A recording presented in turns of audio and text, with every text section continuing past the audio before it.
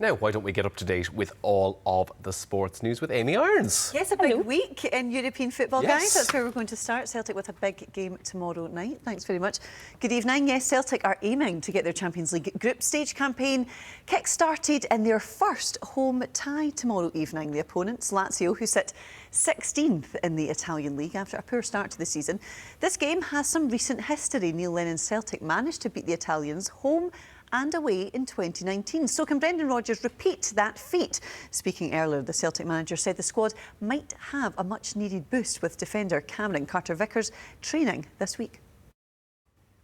Well, joining me now is a man who knows all about these big nights, captaining Celtic to the UEFA Cup final and winning the Champions League with Dortmund as well. It is Paul Lambert. Thank you so much for joining us on the programme, Paul. Hey, Celtic, we just mentioned they've got a good record against Lazio, winning home and away back in 2019.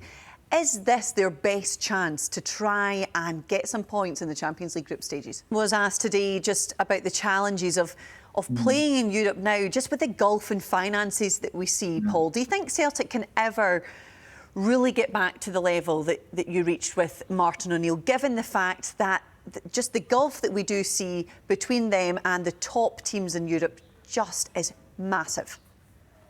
Thank you.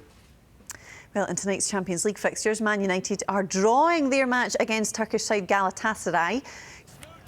So goals galore in the Champions League this evening. To rugby now, and Scotland's Pierre Schumann says Saturday's World Cup showdown against Ireland is the biggest game of his career. Scotland football, and tomorrow Steve Clarke will announce his squad for Scotland's Nations League game against Spain next week and a friendly against France the following week. But one man who won't be there, sadly, is Kieran Tierney, the Arsenal left-back.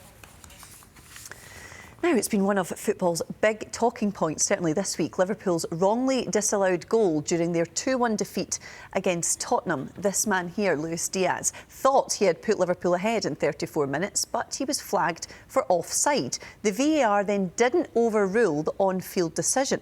After releasing the audio, the PGMOL, the governing body for referees, said the error was a result of a lapse of concentration and a loss of focus. We can have a listen now. So yes, quite the mistake. That's not good to make. Nice watching for those involved. Definitely and just not. a quick update, Galatasaray have just gone 3-2 up against Man United. Casemiro's just been sent off, so Man United down to 10 men there. That's quite a game. Thank you. Thank you, Amy. Thank you. Cheers. Now, the recently